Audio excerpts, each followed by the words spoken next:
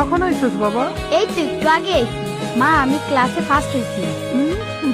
আমাকে বাড়ি থেকে বাইর করে দিয়েছে মেয়ে ভাই। আমার দুইটা পোলা নিয়ে তখনের কোনো জায়গা নাই।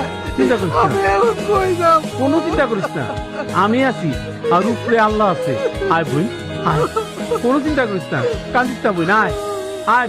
আপন মামায় কইছে কাইল আমগো দুইজন রে স্কুলে ভর্তি করে দিব, কিন্তু আমি লেখাপড়া করতে পারুম না।